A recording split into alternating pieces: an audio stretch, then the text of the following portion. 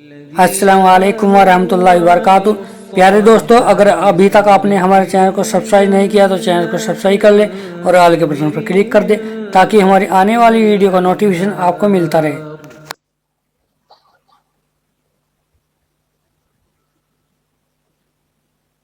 इल्म जो है वो ईमान का भी रहनुमा है और अमल का भी रहनुमा है। मैं आपको बताऊं, शैतान की एक मजलिस जमी हुई थी और शैतान अपने चेलों से अब उनके काम की रिपोर्ट ले रहा था कि जरा बताओ क्या क्या काम तुमने किया। तो एक चेला खड़ा हुआ, कहा मैंने मियां बीवी में तलाक करा दी। कहा अच्छा बैठ जा। दूसरा खड़ा हुआ, कहा मैंने एक नौजवान को जिना के अंदर गिरफ्तार कर दिया। कहा तू भी बैठ जा। तीसरा खड़ा हुआ, मैंने दगाबाजी एक से करवा दी। कहा तू भी बैठ जा। एक एक बुरे काम वो गिनाता रहा, एक एक चेले उठते रहे, गिनाते रहे। शैतान ने सबको बिठा दिया। एक छोटा सा शैतान खड़ा हुआ और कहा मैंने एक बच्चा मदरसे में इल्म हासिल करने जा रहा था ना, मैंने उसके दिल में वसवसा डाला और इल्म से उसे रोक दिया। शैतान तख्त से उतरा और उसे सीने से लगा दिया, सीने से लगा दिया। सब चेलों ने कहा बड़ी अजीब बात है, एक बच्चे को मदरसे में जाने से रोक लिया, इसको सीने से लगा लिया और हमने इतने बड़े बड़े काम किए, कोई फायदा नहीं। पूछ लिया शैतान से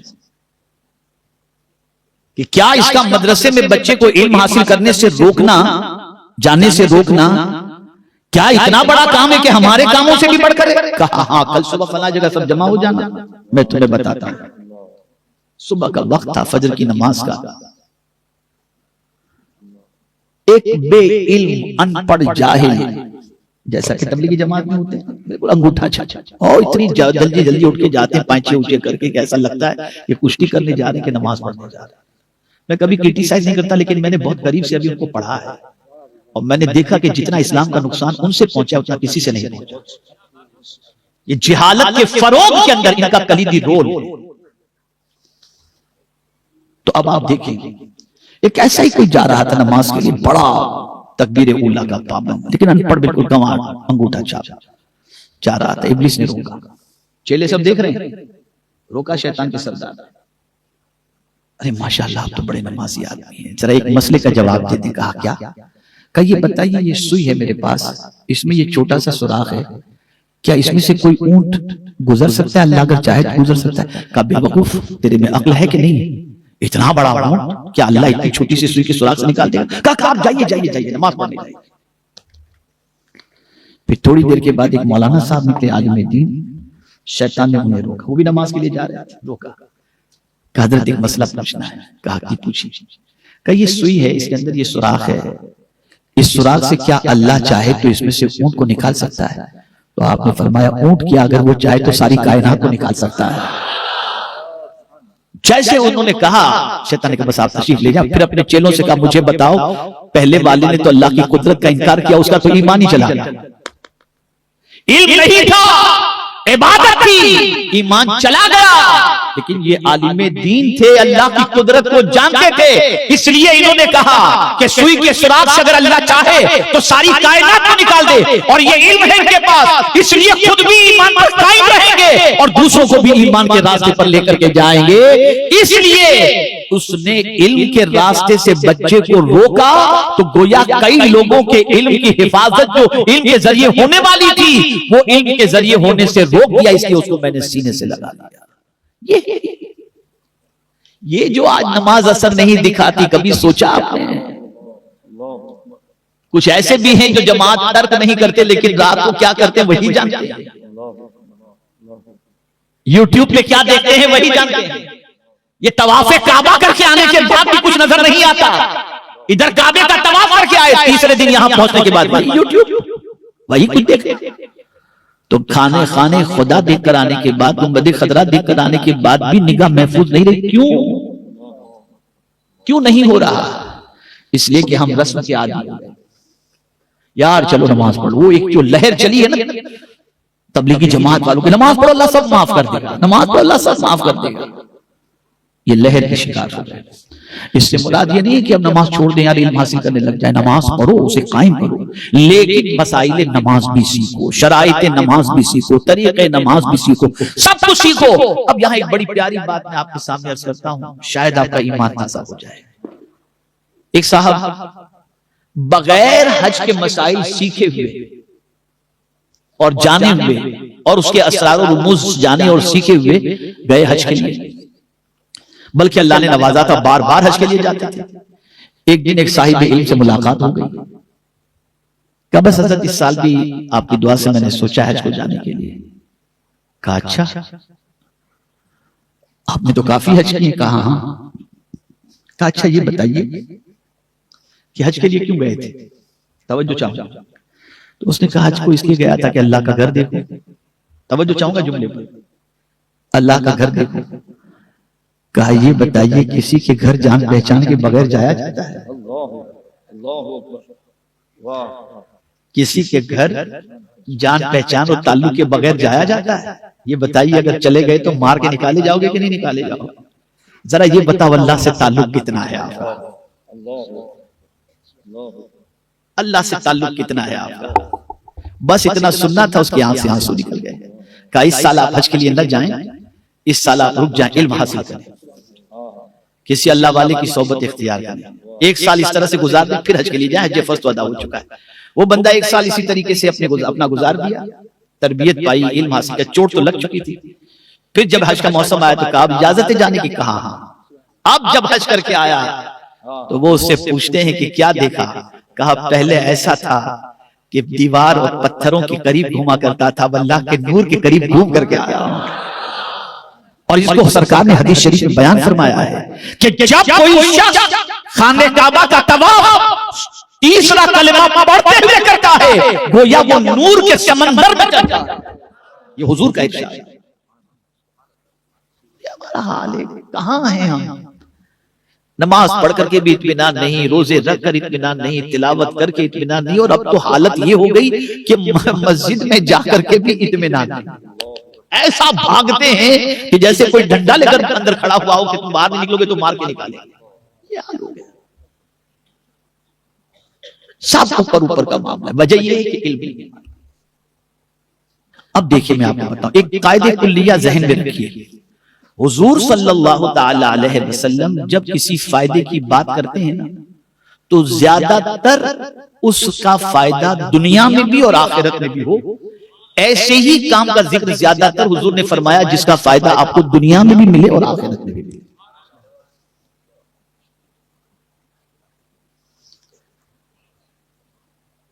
اب حضور صلی اللہ علیہ وسلم کا ایک ارشاد سنا، آقا کریم صلی اللہ علیہ وسلم فرماتے علیکم بالعلم فإن العلم خلیل المؤمن، علم کو لازم پکڑو کہ علم مومن کا جگری دوست ہے۔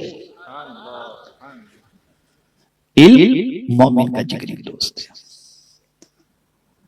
اب یہ جگری دوست ہم دنیا میں تو بہتوں کو بناتے ہیں نا، یہ میرا دوست ہے، سفر میں میرے ساتھ چلتا ہے، ہوٹل میں میرے ساتھ چلتا ہے، کھانے میں میرے ساتھ چلتا ہے، اجمیر میرے ساتھ چلتا ہے، مہابلیشور میرے ساتھ چلتا ہے، پکنک میں میرے ساتھ چلتا ہے، میرا جگری دوست ہے، کہیں منع نہیں کرتا ہے، تو ہم یہ دوست بنا۔ لیکن میرے آقا صلی اللہ علیہ وسلم نے ارشاد فرمایا اگر تمہیں دوست بنانا ہے تو علم کو جگری دوست بناؤ۔ یہ دوست تمہاری روح قبض ہوگی، تمہیں قبر میں چھوڑ کر کے آ جائے گا، نہیں آئے گا قبر میں تمہارے ساتھ، بلکہ اگر وہ نیک تھا اور تمہاری وجہ سے گنہگار ہوا اور گناہوں کی عادت کے اندر گرفتار ہوا تو قیامت میں جب اس کو جہنم میں ڈالا جائے گا تو کہے گا مولا میں تو سیدھا سادہ تھا، یہ میرے دوست کی سنگت نے مجھے بگاڑ دیا، جہنم میں مجھے تو جہاں رکھے گا اس کو بھی لے آ کر کے وہیں رکھ دے۔ اور یہ بات یاد رکھنا، کبھی کسی بدعقیدہ کو دوست مت بنانا، بدعقیدے کی دوستی بڑی خراب ہے۔ اس کو قرآن نے کہا کہ قیامت میں حسرت کے ساتھ کہنے والا کہے گا یا لیتنی لم اتخذ فلانا خلیلا، افسوس کرے گا کہ کاش میں اس کو اپنا دوست نہ بنایا ہوتا۔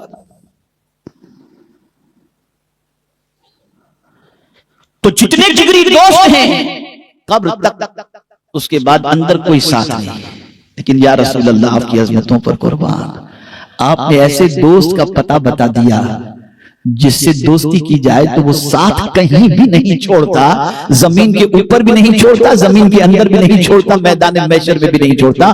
سرکار صلی اللہ علیہ وسلم فرماتے علم کو لازم پکڑو کہ علم مومن کا جگری دوست ہے، جب قبر کے اندر تم سے سوال پوچھا جائے گا تو یہ علم ہی ہے جو تمہیں جواب عطا کرتا ہوا دکھائی دے گا۔ تمہاری طرف علم تمہارے پاس ہے تو تم اس کا جواب دیتے ہوئے نظر آؤ گے جب پوچھا جائے گا من ربک ما دینک ما کنت تقول فی حق هذا الرجل۔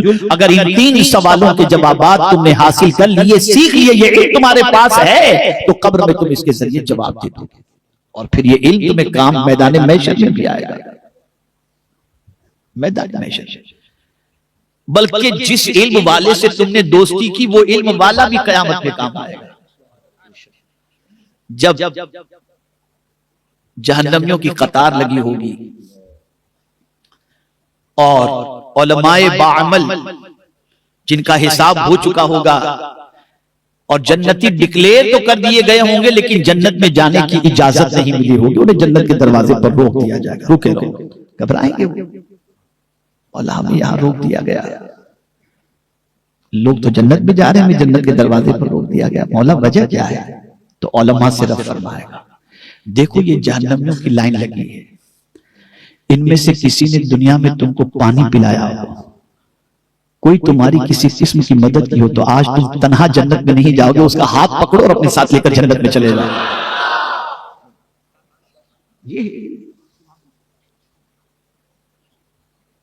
تو اے رسول اعظم صلی اللہ علیہ وسلم کے دیوانوں، اس سے دوستی کرو، علم کے سلسلے میں اپنی زندگی کو گزارو، لیکن ہاں انسٹاگرام، واٹس ایپ اور ٹویٹر اور گوگل سے علم حاصل نہ کرو، علم صاحب علم سے حاصل۔ یا ایک بڑی پتے کی بات بتانا، وہ ایجوکیشن جو آپ آن لائن لیتے ہیں اس سے دماغ سنورتا ہے، جہالت دور ہوتی ہے، لیکن اگر کسی مدرس اور معلم کے پاس بیٹھ کر کے ان کی صحبت میں رہ کر کے علم حاصل کرنے سے صحبت کی وجہ سے دل سنورتا ہے اور علم کی وجہ سے دماغ سنورتا ہے۔ تو دل کو سنوارنا ہے تو اللہ والوں کی صحبت اختیار کرو۔ اگر ایسا ہی ہے کہ صرف جو ہے وہ ایجوکیشن کسی بھی طرح سے حاصل کر لیا جائے، اسی پر معاملہ بس ہوتا، تو میرا رب قرآن مقدس کو نازل تو کیا اور گھر گھر وہ پہنچا دیتا اور لوگوں سے کہہ دیتا پڑھو سیکھ لو، لیکن نہیں، قرآن کے ساتھ مصطفیٰ جان رحمت کو بھیجا صلی اللہ علیہ وسلم، جہاں یہ کہا کہ یہ کتاب ہدایت کی کتاب ہے ھدی للمتقین، وہیں یہ بھی فرمایا فاتبعوہ لعلکم تہتدون، میرے محبوب کی پیروی کرو تاکہ تمہیں ہدایت نصیب ہو جائے۔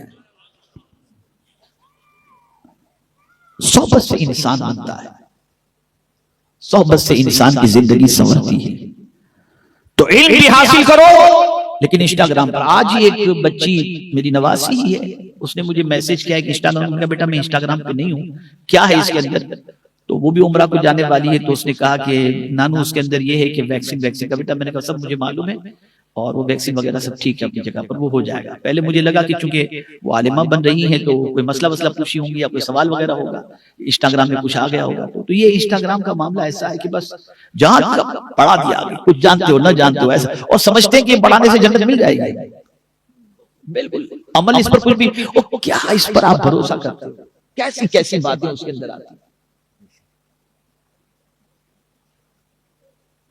ہر بات ریجیکٹ کی بھی نہیں ہوتی اور ہر بات پرفیکٹ بھی نہیں ہوتی، اس لیے میں یہاں پر مجھے ایک حدیث شریف یاد آ گئی، یہ بھی بتایا گیا کہ تم صرف علم حاصل نہ کرو، جس سے علم حاصل کرنا ہے پہلے اسے بھی دیکھ لیا کرو کہ تم کس سے علم حاصل کرو۔ یہاں پر میں آپ کو بتاؤں، رسول اعظم صلی اللہ تعالی علیہ وسلم کی بارگاہ میں ایک صحابی حاضر ہوئے، عرض کرتے ہیں یا رسول اللہ صلی اللہ تعالی علیہ وسلم مجھے قرآن سیکھنا ہے، میں کس سے سیکھوں؟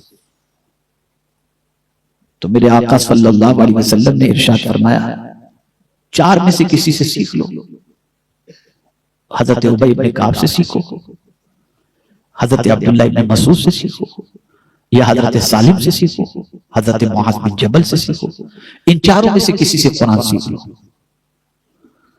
اب آپ سوچیں گے کہ یار یہ چار ذکر جو کیا گیا اس میں خلفائے راشدین کا تو نام ہی نہیں ہے، خلفائے اربعہ کا تو ذکر سرکار نے فرمایا ہی نہیں، تو کیا وہ ان سے زیادہ یہ قرآن جاننے والے تھے چار لوگ؟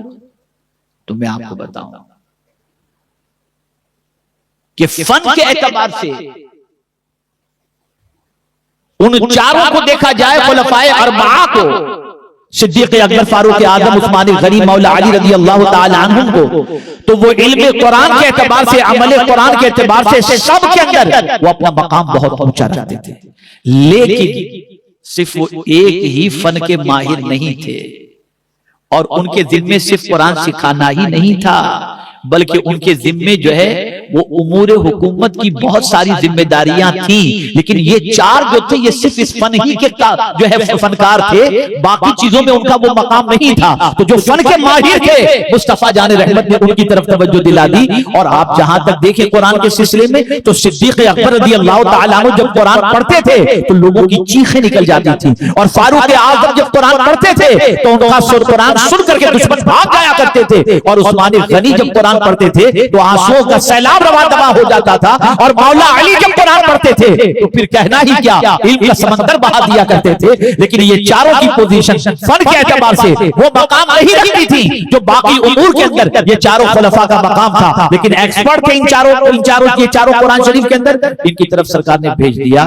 اب آپ دیکھیں حضرت ابی بن کعب رضی اللہ تعالیٰ عنہ، فاروق اعظم رضی اللہ تعالیٰ عنہ کے دور پاک کے اندر جب رمضان المبارک میں مسجد میں تراویح پڑھا رہے تھے تو حضرت مولا علی قدم اللہ تعالیٰ وجہ الکریم وہاں سے گزرے، دیکھا تو مسجد بھری ہے، رونق ہی رونق ہے، اور قرآن کی آواز آ رہی ہے، تو کہتے ہیں حضرت مولا علی قدم اللہ تعالیٰ وجہ الکریم، اے اللہ عمر کو خوب جزا عطا فرما، اس نے تو مسجد کو بغیر نور بنا دیا ہے اور قرآن کے نور سے مالا مال کر دیا ہے۔ کہنے کا مقصد ہے کہ حضور نے یہاں نشاندہی فرمائی کہ جو علم حاصل کرو ایکسپرٹ سے حاصل کرو، یہ تم کو یہاں پر یوٹیوب اور یہ سب ساری چیزوں سے کچھ نہیں حاصل ہوگا، جس سے سیکھ رہے ہو پہلے اس کا کوالیفیکیشن دیکھو، کہاں کا پڑھا ہوا ہے وہ دیکھو، عقیدہ کیا ہے وہ دیکھو، اس کے بعد اس سے علم حاصل کرو تاکہ تمہارا عقیدہ بھی محفوظ رہے اور تمہارا عمل بھی محفوظ رہے اور تمہاری آخرت بھی سمجھ جائے۔